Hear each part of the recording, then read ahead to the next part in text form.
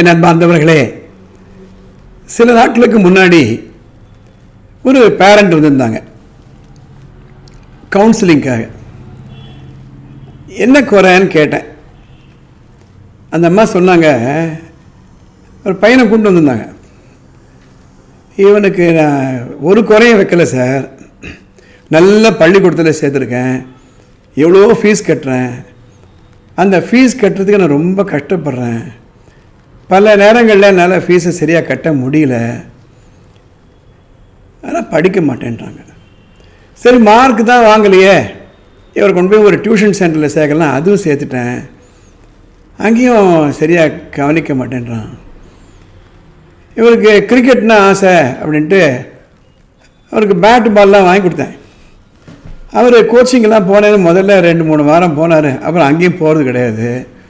சரி, கராத்தே கற்றுக்கிறேன்னா அதுக்கும் கொண்டு போய் நான் பணம் கட்டினேன். ஆனால் கராத்தேவும் ஒழுங்காக கற்றுக்கல. அப்போது பள்ளிக்கூடத்துக்கும் சரியாக போகிறது கிடையாது, மார்க் வாங்கிறது கிடையாது.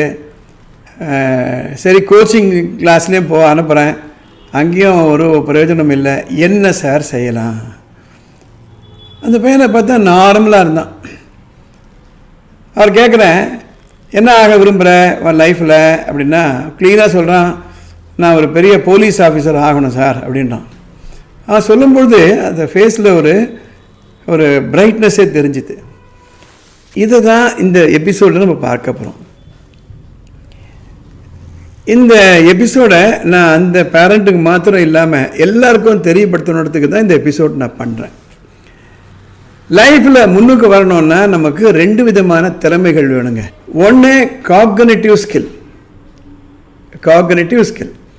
ரெண்டாவது கேரக்டர் ஸ்கில்.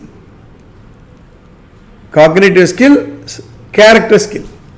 காக்னிட்டிவ் ஸ்கில் என்பது அறிவு சார்ந்த ஒரு திறமை. இப்போ நம்ம மேத்ஸு, ஃபிசிக்ஸ், கெமிஸ்ட்ரி, பயாலஜி எல்லாம் சொல்லிக் கொடுக்குறோம், காக்னிட்டிவ் ஸ்கில். அந்த கிரிக்கெட் சொல்லிக் கொடுக்குறோம், எப்படி ஆடணும், எப்படி ஸ்ட்ரோக் பண்ணணும். இல்லை செஸ்ஸு சொல்லிக் கொடுக்குறோம், எத்தனை காயின்ஸ் இருக்குது, எத்தனை கட்டங்கள் இருக்குது, அது எப்படி விளையாடணும். பாட்டு சொல்லிக் கொடுக்குறோம், டான்ஸ் சொல்லிக் கொடுக்குறோம், ஸ்விம்மிங் சொல்லிக் கொடுக்குறோம். இது எல்லாமே காக்னிட்டிவ் ஸ்கில் தான். இதெல்லாம் கற்றுக்கணும். சில விஷயங்கள் ஸ்கூலில் சொல்லிக் கொடுப்பாங்க, சில விஷயங்கள் வெளியில் சொல்லிக் கொடுப்பாங்க. இந்த ஸ்கில் இருந்தால் தான், இந்த காக்னிட்டிவ் ஸ்கில் இருந்தால் தான் நமக்கு வாழ்க்கையில் ஒரு ஆதாரம் கிடைக்கும். அதை வச்சு தான் டேலண்ட்டை வச்சு தான் பிளாட்ஃபார்மு. ஆனால் இந்த ஸ்கில்லாம் நம்ம கற்றுக்கிடணும்னா இன்னொரு விதமான ஸ்கில், அதுதான் கேரக்டர் ஸ்கில். கேரக்டர் ஸ்கில்னா ஒரு திறமையை, ஒரு பாடத்தை கற்றுக்கணுன்ற ஒரு ஆர்வம், ஒரு இன்ட்ரெஸ்ட், ஒரு முனைப்பு, கடுமையாக உழைக்கணுன்ற ஒரு மனோபாவம், விடாமுயற்சி. கணக்கு போட்டுகிட்டே இருக்கான், பதில் வரல சரியா அப்படின்னு தூக்கி போட்டு வந்துடாம பாரு, அந்த இடத்துல தான் விடாமுயற்சி. இந்த ஸ்டூடெண்ட் என்ன சொன்னாங்க, அவங்க அம்மா 2-3 வாரம் போகிறான், அப்புறம் போகிறதில்லை. அதுதான் கன்சிஸ்டன்சி. அதேமாதிரி பெரியவங்களை மதிக்கணும், நேரம் தவறாமல் இருக்கணும், பங்க்சுவாலிட்டி, எந்த வேலையும் தள்ளி போடக்கூடாது, இதுக்கு இந்த நேரம் தான் ஒதுக்கணும். இப்போது டெலிவிஷன் பார்த்துட்டே இருக்காங்க அப்படின்னா, இந்த கேரக்டர் ஸ்கில் இருக்க குழந்தைகள் கரெக்டாக ஆஃப் பண்ணிட்டு வந்துடுவாங்க. சாயந்தரம் வந்த உடனே ஹோம்ஒர்க் பண்ணிட்டு தான் மற்ற வேலையை பார்ப்பாங்க, ரொம்ப கரெக்டாக இருப்பாங்க. இந்த படிக்கணுன்ற ஆர்வம், எக்ஸ்ட்ரா புக்கு படிக்கக்கூடிய ஒரு ஆர்வம், இதெல்லாம் கேரக்டர் ஸ்கில். கணக்கு போடுறது, அந்த கணக்கை புரிஞ்சுக்கிறது அப்படின்றது அது காக்னிட்டிவ் ஸ்கில். கஷ்டமான கணக்கையும் உட்கார்ந்து விடாமுயற்சியாக பண்ணணும் என்பதற்கு எது உறுதுணையாக இருக்குது? Character skill.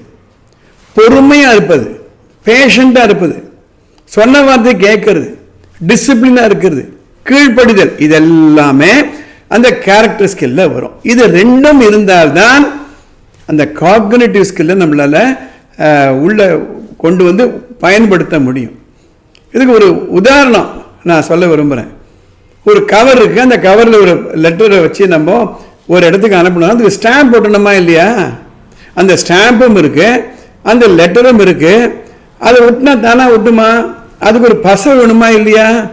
சில ஸ்டாம்ப்லாம் முன்னெல்லாம் நிறைய பசையே இருக்கும், அந்த பசையை தண்ணியில் துவச்சி அப்படி ஒட்டிடுவாங்க.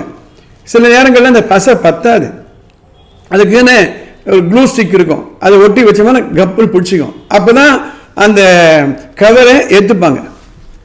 அந்த பசை தான் இப்போ நான் சொல்லக்கூடிய கேரக்டர் ஸ்கில். ஸ்டாம்பு தான் காக்னிட்டிவ் ஸ்கில். அந்த கவர் தான் நம்ம பையன். நான் சொல்றது புரிஞ்சுக்கலாம் உங்களுக்கு. கவரு, ஸ்டாம்பு, இடையில் இருக்கக்கூடிய அந்த க்ளூ ஸ்டிக், இதை டெவலப் பண்ணாதான் நாம் நினைக்கிற மாதிரி மார்க்கெல்லாம் வாங்க முடியும். இது குழந்தைகளுக்கு மட்டும் இல்லை, எல்லாருக்கும் இது பொருந்தும். இதுதான் சுருக்கமாக சொல்லணும்னா பர்சனாலிட்டி டெவலப்மெண்ட் ஸ்கில்னு சொல்லுவாங்க.